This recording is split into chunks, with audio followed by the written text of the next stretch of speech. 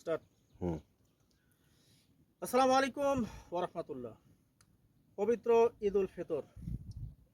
তো আজকে এই উপলক্ষে আমাদের ভাইয়েরা সহ একটু ঘুরতে এসেছি। ইতিমধ্যেই নদীর ধারে আসার পরে দুই নৌকা একত্রে বাধা দেখে এতে কিছু বিষয় মনে হলো। সেটা হচ্ছে, দেখতে পাচ্ছেন এখানে দুইটি নৌকা শেকল দিয়ে বাঁধা।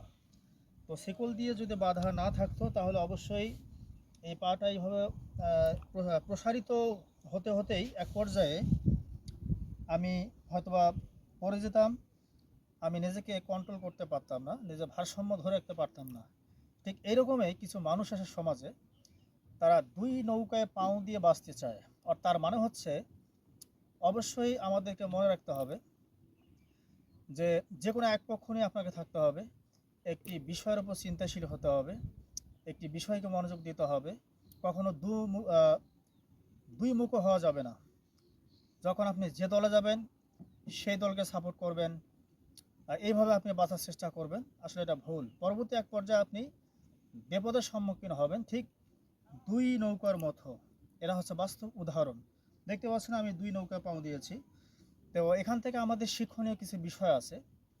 তো এই বিষয়টা আমি আপনাকে অবগত করতে চাচ্ছি। সেটা হচ্ছে যে আপনারা অবশ্যই নিজের জীবনকে সঠিকভাবে সম্মানের সহিত যদি আপনি গড়ে তুলতে চান, সম্মান পেতে চান মানুষের কাছে এবং আল্লাহর কাছে সম্মান পেতে চান, অবশ্যই আপনাকে সর্বপ্রথম আল্লাহর উপর ভরসা করতে হবে এবং যে কোনো একটি বিষয় অটুট থাকতে হবে, সতর্ক থাকতে হবে।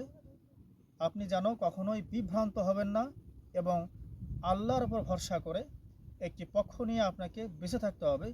সেই পক্ষ হচ্ছে সততা, আল্লাহর উপর ভরসা, ইসলামপন্থী হওয়া, 5 ওয়াক্ত সালাত আদায় করা এবং আল্লাহকে বিশ্বাস করা এবং সহিহ হাদিস দিন প্রতিষ্ঠা করা।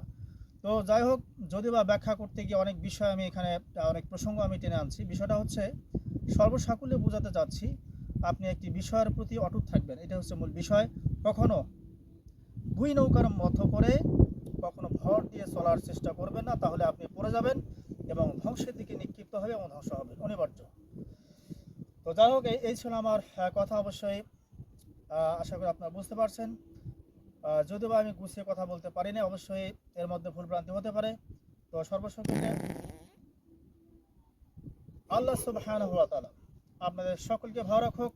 আসসালামু আলাইকুম ওয়া রাহমাতুল্লাহি ওয়া বারাকাতুহু।